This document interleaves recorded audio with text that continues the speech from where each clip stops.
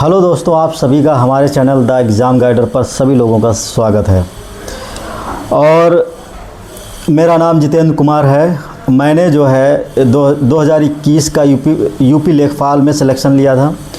2022 में UP PCL में selection लिया। उसके बाद 2019 में रेलवे में सिलेक्शन हुआ था मेरा, और इसके बाद मैंने हाई कोर्ट में भी सिलेक्शन लिया है। इसके साथ मैंने 2020 का यूपीपीसीएस मेंस दिया है, और इसके अलावा 2024 का भी मेंस दिया, जिसका रिज़ल्ट अभी आने को बाकी है। इसके अलावा मैंने लगातार मैंने 2016, 2021 और ये आपका 2023 का जो आरओ है वो मेंस देने वाला हूँ। और आप सभी लोगों को पता है कि अभी जो है हाल ही में जो है आरओ का रिज़ल्ट आया था, जिसमें कई साथियों का चयन हुआ है। जिनका चयन हुआ है उनको बहुत बहुत बधाई, और जिनका चयन नहीं हुआ है वो परेशान ना हो, क्योंकि मानते हैं दुख होता है कि अगर आपने मेहनत किया है और आपका चयन नहीं हुआ है तो आपको मतलब दुख तो होता है, किसी भी एग्ज़ाम में होता है, सब में दुख होता है।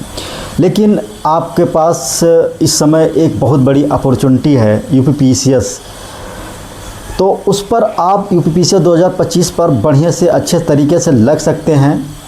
और जो गलतियां आपने ये आरओ में की थी, वो गलतियां आप इसमें ना दोहराएं और अपना जो है एग्ज़ाम क्लियर करें और सिलेक्शन लें।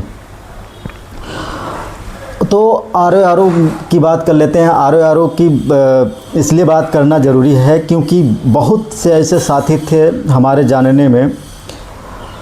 पहली बात ये हम बता देते हैं कि आरओ 2023 में मेरा भी जो है मैंने भी क्लियर कर लिया है और मेंस दूंगा। तो उन लोगों का कई साथी ऐसे थे जिनका 135 से ऊपर मार्क थे, फिर भी उनका सिलेक्शन नहीं हुआ। ये हाँ दुखद है, बहुत दुखद है, क्योंकि मेहनत करने के बाद इतना वहाँ तक पहुँचना, उसके बाद चयन ना होना एक दुखद है।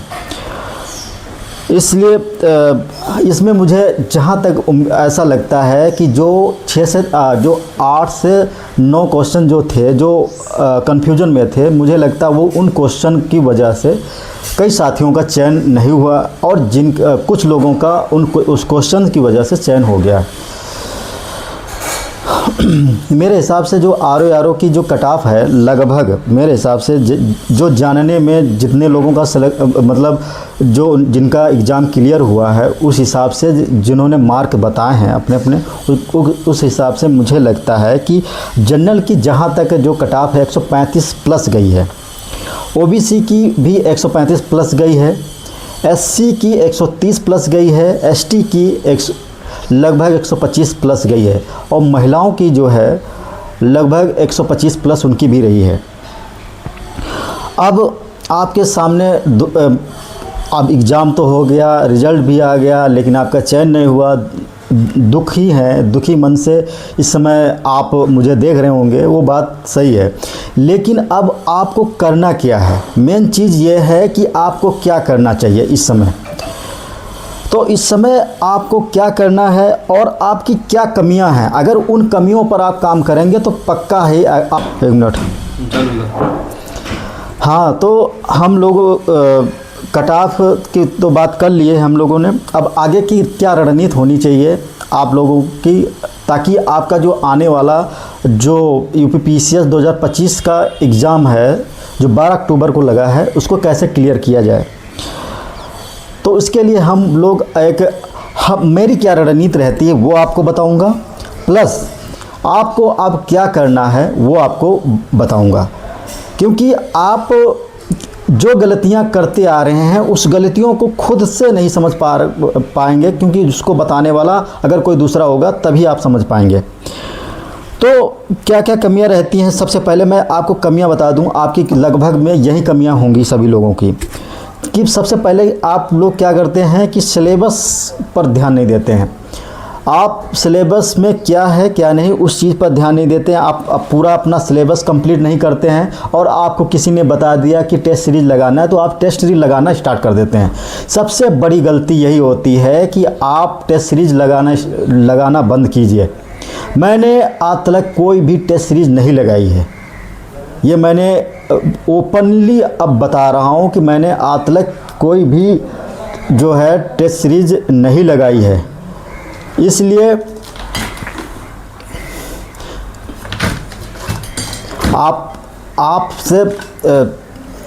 आपसे भी मैं यही कहता हूं कि आप जो है टेस्ट सीरीज ना लगाएं। और दूसरी क्या गलती करते हैं आप कि आप टेस्ट सीरीज और जो यूट्यूब पर जो चैनल पर जो यूट्यूब पर विभिन्न प्रकार के टेस्ट लगवाते हैं आप उसमें लग जाते हैं। आपने ना तो कोई शॉर्ट नोट्स बनाते हैं ना उसका रिवीजन करते हैं। और सबसे बड़ी गलती एक और करते हैं कि आप कोई भी बता देता है कोई। आजकल मैं यही देख रहा हूँ कि यूट्यूब पर आते हैं और अपना छोटा मोटा चैनल स्टार्ट करते हैं, थोड़ा बहुत अगर उनका चैनल चलने लगता है उसके बाद अपना किताबें छापने स्टार्ट कर देते हैं। और आप लोगों की सबसे बड़ी गलती है कि आप लोग उन किताबों को ख़रीद भी लेते हैं, जबकि आपको पता होना चाहिए सिलेक्शन जो है आप NCERT पढ़ सकते हैं। और इसके अतिरिक्त अब सभी लोगों को मेरी क्या स्ट्रेटजी रहती है, क्योंकि मैं वर्किंग हूँ तो उस हिसाब से मेरी अलग स्ट्रेटजी रहती है। लेकिन मैं सलाह दूंगा जैसी मैं स्ट्रेटजी अपनी फॉलो करता हूँ लगभग आप इसी प्रकार की स्ट्रेटजी फॉलो कर सकते हैं। तो मेरी स्ट्रेटजी इस प्रकार से रहती है कि मैंने क्या किया है, सबसे पहले मैंने जो है घटना चक्र को पूरी कंप्लीट की है। उसके बाद मैंने लूसेंट से मेन मुख्य चैप्टर जैसे मैंने इकोनॉमी वहाँ से पढ़ी है। और इसके अलावा मैंने जितना एंशिएंट वाला है पोर्शन वो वहाँ से कवर किया है। और बाकी इसके साथ में मेरी जो है मैंने करंट अफेयर के लिए मतलब करंट अफेयर मैंने कंप्लीट किया है। और करंट अफेयर के लिए क्या सोर्स में कंप्लीट मतलब कहाँ से करता हूँ वो भी मैं बताऊँगा अभी। और इसके साथ में सबसे महत्वपूर्ण चीज़ है PYQ, पिछले साल के क्वेश्चन। तो ये आपको कवर करना पड़ेगा। इतनी चीज़ें कवर कर लेंगे आपका एग्ज़ाम 100% क्वालिफाई हो जाएगा। लेकिन इसको ईमानदारी से करना आपको पड़ेगा। तो ये मेरी स्ट्रेटजी रहती है। लेकिन अब टाइम है, बहुत कम टाइम बचा है, तो आपको क्या करना चाहिए, कैसे क्या करना चाहिए, तो इसके लिए मैं आपको सलाह देता हूं, क्योंकि मैं वर्किंग में हूं और मैं क्या करता हूं वो भी आपको बता रहा हूं और आपको क्या करना चाहिए वो भी मैं बता रहा हूं। तो सबसे पहले आपको अब इस समय क्या करना चाहिए।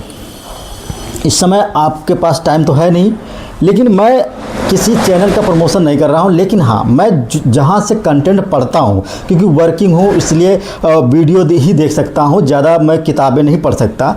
उस हिसाब से मेरी स्ट्रेटजी रहती है, उसी हिसाब से आपको फॉलो करना है।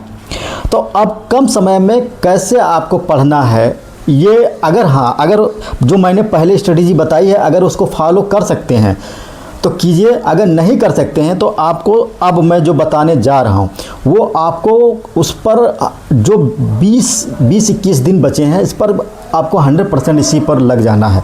आपको इधर उधर नहीं करना है, सिर्फ इसी पर लगना है। तो सबसे पहले आपने एक चैनल का नाम सुना होगा, स्टडी फॉर सिविल सर्विसेज। तो मैं वहीं से मैं पढ़ता हूँ और वहाँ से मैं और आप क्या क्या कवर कर सकते हैं। वहाँ से अभी जो है एक लिस्टिंग का पापा वीडियो आए हुए हैं, वो उन्होंने अपने चैनल पर डाला है। आप सबसे पहले लिस्टिंग के पापा वीडियो को देखेंगे। वो लगभग 8-10 घंटे के, कोई 5 घंटे के, ऐसे सभी हैं। तो आप उसको देख लीजिएगा, अपनी स्पीड बढ़ा लीजिएगा वीडियो की, ताकि वो जल्दी ख़त्म हो जाए। और उसके बाद जब वो आप कंप्लीट कर लेंगे, उसके बाद आपको क्या करना है, उसके बाद आपको PYQ, वो भी स्टडी फॉर सिविल सर्विसेज के जो चैनल है उस पर पड़े हुए हैं। 8-10 घंटे की क्लासेस हैं, 8-8 10-10 घंटे की, उसको आपको कंप्लीट करना है। जब ये दोनों चीज़ें कंप्लीट हो जाएं, इसके साथ में आपको क्या करना है, करंट अफेयर, आपको करंट अफेयर कंप्लीट करना है। तो करंट अफेयर के लिए आप क्या कर सकते हैं, इस समय जो कम समय में आप कंप्लीट कर सकते हैं, तो इससे पहले एक आर से पहले एक आई दृष्टि वाली, आँख वाली जो एक करंट अफेयर की आई थी बुक, उसको आप पढ़ेंगे। उसके साथ में अभी हो सकता आँख वाली पार्ट 1 था, वो अब पार्ट 2 आने वाला है, तो उसको भी कंप्लीट करेंगे। उसके अतिरिक्त आपने एक चैनल का नाम सुना होगा, जय हो स्टडी, वो एक रामायण वीडियो चलाते हैं उसके करंट अफेयर के लिए, आप वहाँ से करंट अफेयर कंप्लीट कर सकते हैं अगर आपका मन हो। इसके अलावा एक इमरान सर हैं जो उस समय उत्कर्ष एकेडमी पर पढ़ाते थे, अब तो उनसे वो भी बहुत अच्छा करंट अफेयर पढ़ाते हैं और उसके साथ वो PDF भी दे देते हैं ताकि वो रिवीजन कर सकें। तो उनका भी आप कंप्लीट करना चाहें तो कंप्लीट कर सकते हैं।